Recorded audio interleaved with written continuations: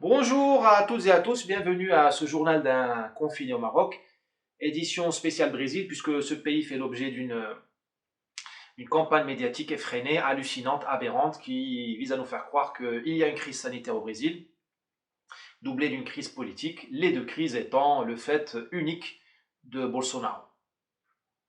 Double mensonge, double mystification, qui arrive juste après l'énorme mystification, la pandémie de la panique et du mensonge du corona, où le virus qui existe, bien entendu, a donné lieu à une opération d'hypnose. On a hypnotisé l'Europe occidentale pour lui faire croire que c'était la fin du monde et qu'il fallait se confiner chez soi et de laisser ruiner l'économie, surtout de rendre ses libertés. Donc les mêmes dirigeants, j'avais envie de dire autre chose, les mêmes dirigeants qui ont commis ce crime contre leur peuple, hein, je pense notamment à la France, eh bien ces mêmes dirigeants, ils envoient leurs médias stipendiés, subventionnés, mener cette campagne contre le Brésil, alors que nous n'avons pas les fesses propres, pour dire les choses très clairement. Donc on ne peut pas donner des leçons de gestion du corona, nous qui avons très mal géré le corona. Quand je dis nous, je me mets dans ma peau de français. On ne peut pas, on ne peut pas. On n'est pas légitime. Alors, que se passe-t-il sur le terrain réellement au Brésil? Il y a évidemment des cas de contagion au Brésil. C'est un pays continent, je vous rappelle, hein, il y a plus de 210 millions de Brésiliens. Hein. Donc quand on vous dit il y a 1000 cas par jour, il y a 1000 cas par jour au Brésil, il y a 1000 morts par jour, j'ai entendu ça hier, il faut ramener ça à la population et ne pas comparer ça à la France bêtement, il faut faire une règle de 3. Alors j'ai l'impression que faire une règle de 3 maintenant c'est devenu presque un luxe, vu la dégradation de l'éducation nationale. Les gens sont dans la non-pensée, nous sommes dans la pensée magique. On nous dit il y a 1000 morts au Brésil par jour, ben, il faut dire il y a combien de morts par jour au Brésil en temps normal? Il y en a presque 3800. 3800 qui meurent, dont 200 d'homicides. Est-ce qu'on nous a. Donc voilà, déjà 1000 à rapprocher de 3800 morts qu'il y a au Brésil quotidiennement en temps normal. Et il faut quand même demander est-ce que vous avez vu les corps des gens morts du corona? C'est impossible, puisque les funérailles sont interdites au Brésil depuis 3 mois. On doit croire les autorités. Quelles autorités? Les autorités des gouverneurs anti-Bolsonaro. Vous verrez dans quelques semaines, et je vous donne rendez-vous, vous allez voir qu'il y a eu on a trafiqué les statistiques, pas seulement au Brésil, mais partout dans le monde. Il y a un hôpital à Sao Paulo qui s'est fait remonter les bretelles par le gouverneur parce que il faisait bien son travail, il ne comptabilisait pas comme morts du corona les gens qui sont morts d'autre chose que du corona. C'est un hôpital pour le troisième âge, donc le groupe de risque maximum pour le corona. Il y a eu plusieurs morts, mais les médecins ont fait leur travail correctement. Ils ont dit cette personne n'est pas morte du corona, elle est morte d'une crise cardiaque. Elle avait le corona en plus, mais ce qui l'a tuée, c'est la crise cardiaque, ou c'est le sucre, ou c'est je ne sais quoi. Eh bien, l'hôpital était obligé de faire amende honorable et de trafiquer ces résultats pour dire mort du corona. Donc il ne faut pas exclure ce genre de manipulation statistique qui fleurissent partout dans l'histoire. Hein. La désinformation n'est pas née en 2020, elle remonte au tout début de la politique. Ensuite, on nous dit Bolsonaro, génocidaire, il provoque le corona, il l'accompagne. On a l'impression que le corona a été inventé au Brésil, c'est un vrai virus chinois. On a l'impression que la droite brésilienne a planché sur le corona, elle l'a inventé. Non. Bolsonaro, il est pour la chloroquine dès le début. C'est pas le cas en France. Hein. Alors on veut bien, je veux bien qu'on me dise, il a rien foutu, mais il a quand même, il a fait ce qu'ont pas fait les dirigeants français, qu'il a imposé la chloroquine comme remède. Contre l'avis des gouverneurs brésiliens, dont une grande partie sont de gauche. Bolsonaro, un président réputé d'extrême droite, a refusé le confinement. C'est plutôt à son honneur. Je connais moi plusieurs présidents progressistes de gauche, bien pensants, qui ont sauté sur l'occasion du corona pour installer la dictature dans leur pays. La dictature, je pèse mes mots. Parce que ce que vit la France, c'est une dictature sanitaire, mais une dictature quand même. Il a refusé le confinement parce que lui, il connaît le Brésil, contrairement aux bobos que nous invitons à la télévision en France, des bobos brésiliens que nous invitons à la télévision française pour dire du mal de leur pays. Lui, il sait que les Brésiliens, il y a presque 100 millions de personnes qui sont pas loin de la misère. Elles vivent au jour le jour. Si vous les confinez, ben, elles vont mourir. Elles vont peut-être pas mourir du corona, mais elles vont mourir de faim. Il sait, lui, que dans les favelas, le confinement n'existe pas. C'est une vue de l'esprit, c'est impossible. Il sait qu'il n'y a pas de force de police suffisante pour installer les blocages, les blocus nécessaires. Donc c'est un vrai Brésilien.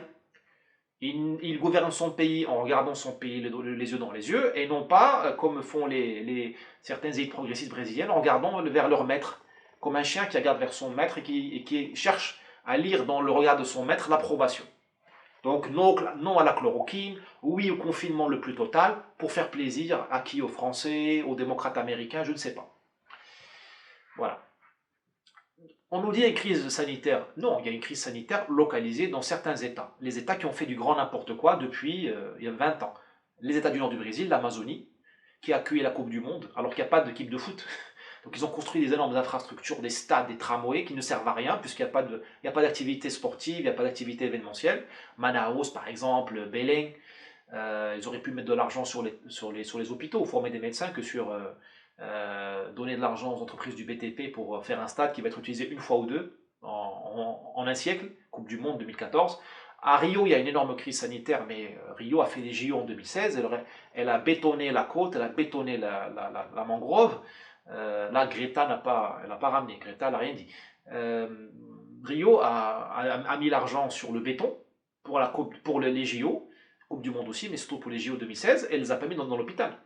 À Rio, Manaus et Belém, là où il y a des soucis avec le corona, un accident de la route, un gros accident de la route, il provoque l'effondrement du système de santé, hein, une détresse dans les urgences. C'est pas très compliqué quand vous êtes à la limite et quand l'hôpital est mal géré. La crise sanitaire qui existe à Rio, à Manaus et à Belém est une crise sanitaire managériale. Les hôpitaux sont mal gérés.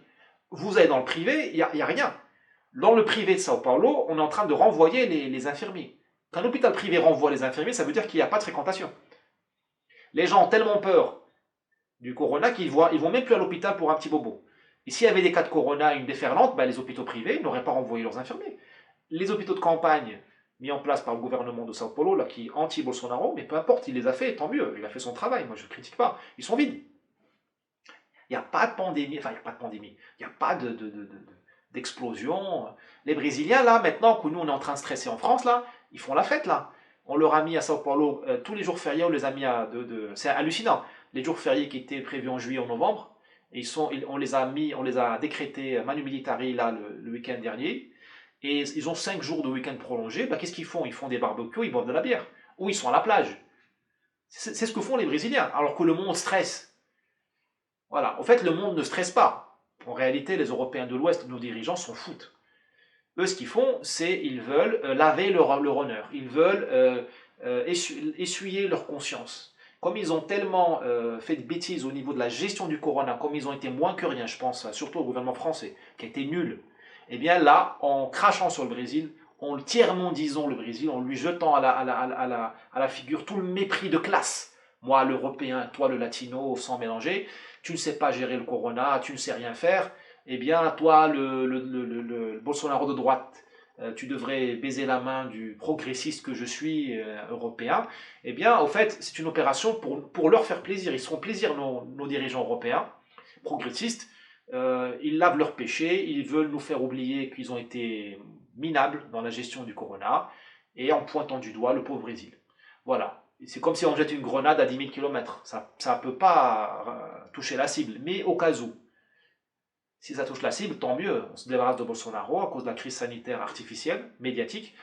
Et puis si ça ne touche pas la cible, on s'en fout, ça tombe sur des innocents.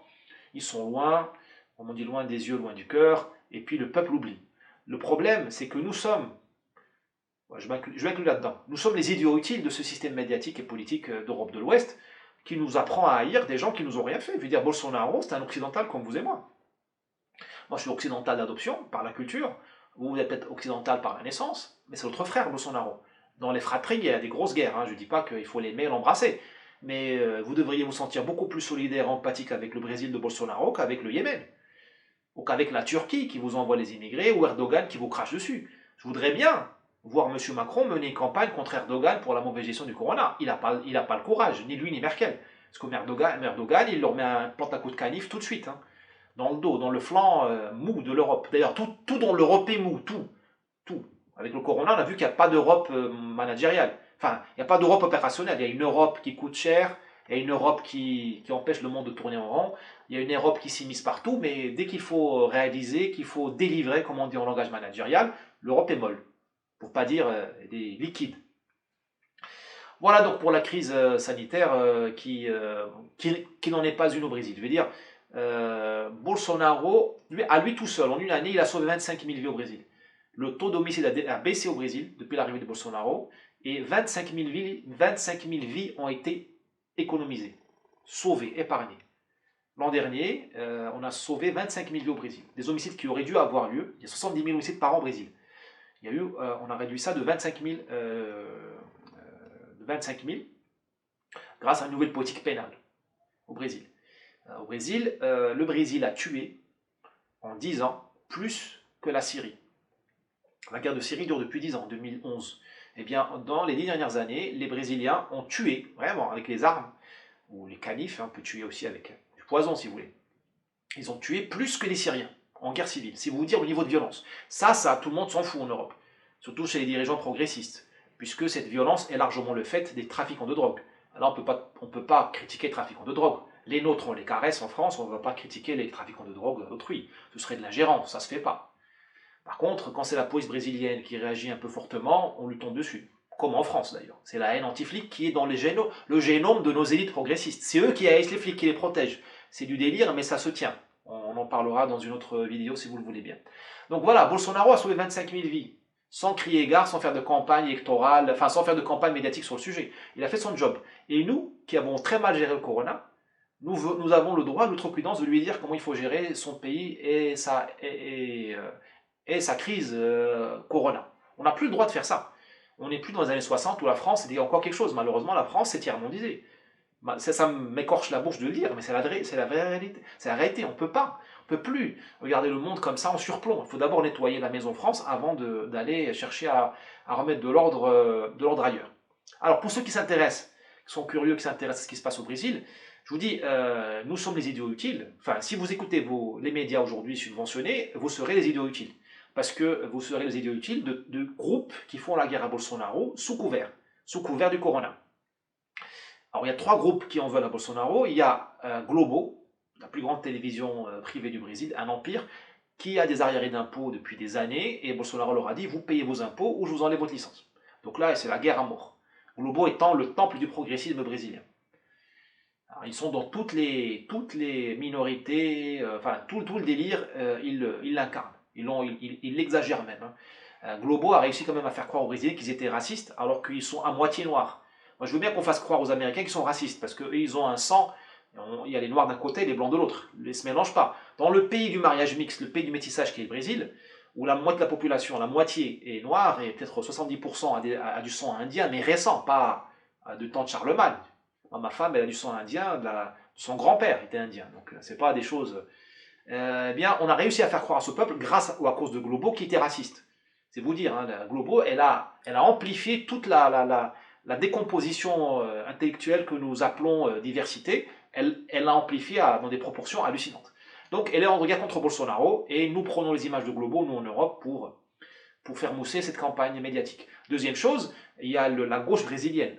Alors, quand je dis la gauche brésilienne, c'est pas la gauche socialiste à la PS ou à la sauce PSOE espagnole de Sanchez. C'est une gauche qui est dure. Elle est syndicale, elle n'a pas de morale, j'allais dire. Elle est amorale. Elle n'est pas immorale, elle est au-dessus. Elle a sa propre morale.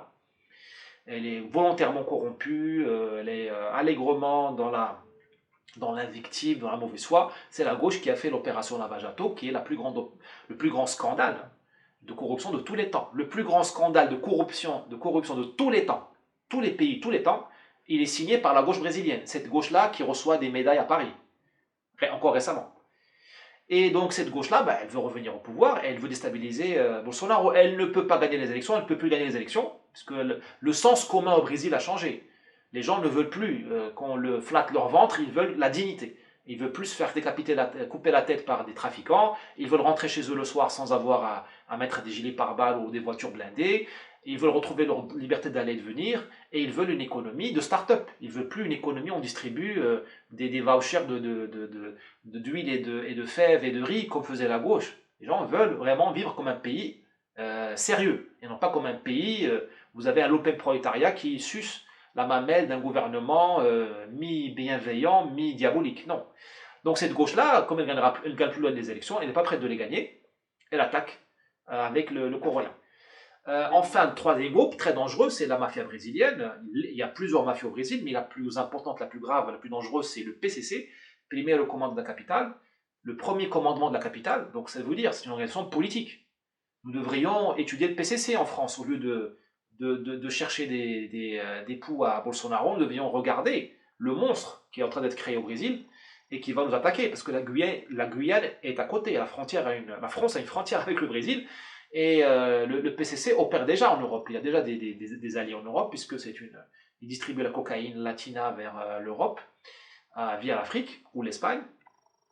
Et donc ce PCC-là, il souffre depuis un an, puisque Bolsonaro, grâce à son ministre de la Justice, Sergio Moro, qui malheureusement vient de démissionner, eh bien, ce PCC souffre, puisque ces grands chefs, ils ont été isolés dans des prisons sérieuses. Avant, ils étaient dans des prisons passoires, où ils avaient le téléphone, les nanas, le wifi, les honneurs et les suites VIP. Là, ils sont dans des prisons sérieuses, qui sont entourées par plusieurs cordons de sécurité de l'armée, de la police, des forces spéciales. Et là, ils sont réellement en prison. Et bien, ça les embête, parce qu'ils ne peuvent plus gérer leur business. Ils ne peuvent plus maintenir la terreur dans les rues. Parce qu'il faut voir, le PCC fonctionne comme une organisation qui gère les prisons, où elle en fait un business. Si vous voulez survivre en prison, il faut payer. Et, et depuis les prisons, elles envoient les commandos, les gens, parce que au Brésil, il y a le laxisme pénal, comme en France. Donc dès qu'il y a des libérations, ils envoient les gens en commando, les détenus récemment libérés, pour commettre des méfaits. Et ces gens-là, quand il faut commettre des crimes, des délits, ils payent, quand ils sont en liberté, ils payent une mensualité comme une assurance au PCC. Et donc quand ils reviennent en prison, ils sont nourris, logés, protégés. C'est une confrérie du crime qui fonctionne un peu comme une assurance. Vous payez chaque mois, c'est comme une retraite. Voilà, vous payez quand vous êtes dehors, actif, et puis quand vous êtes en prison, vous êtes protégé. Et donc ils gèrent les prisons, puis ils gèrent les villes. Ils gèrent les villes à partir de... Ils ont des commissaires politiques, on va dire, sauf que ce sont des commissaires narcos qui quadrillent les villes et mènent une politique adaptée à chaque ville. Bon, je ne rentrerai pas dans les détails. Ces gens-là, ils l'ont là. Hein, ils regrettent le temps où la gauche gouvernait le pays, où on faisait semblant de les combattre, et où les frontières étaient ouvertes aux 80. Le Brésil a plus de 23 000 km de frontières, c'est dire, c'est impossible à gérer. C'était ouvert avant. Là, avec Bolsonaro et l'armée, on essaie de mettre de l'ordre là-dedans. Et puis avant, surtout, la grande gauche culturelle, elle était sympa avec le criminel, parce que pour elle, le criminel est un guerriero. C'est pas un violeur. C'est pas un type qui décapite, qui coupe le doigt d'une victime pour lui voler une bague. Non, non, c'est pas un type qui tue un enfant parce que pour un mauvais regard. C'est un guerriero. Donc c'est un insurgé. Donc il faut l'aimer. Voilà. C'est ça la pourriture dans laquelle vit le peuple brésilien depuis 30 ou 40 ans, depuis l'avènement d'une démocratie qui n'est pas réelle. La démocratie au Brésil remonte à 1988. Donc voilà, donc ce sont les trois pôles qui combattent Bolsonaro, et ne nous laissons pas manipuler par ces trois pôles-là. Vous avez le droit de ne pas avoir d'empathie pour le peuple brésilien, ni même pour Bolsonaro. Moi-même, je n'ai pas une grande amitié pour lui. Hein. C'est pas un type avec qui je passerai mes vacances, je le dis souvent, je le répète. Mais après l'épisode du Corona, on a perdu nos libertés à cause de l'incompétence des élites européennes. On ne peut pas se faire enfumer 2 fois en un mois par les mêmes. C'est une honte pour nous. Il faut quand même qu'on se regarde dans une glace le matin, se dire je suis quand même libre, j'ai un libre arbitre et je réfléchis encore. Merci, à bientôt et à un prochain journal du confiné. Au revoir.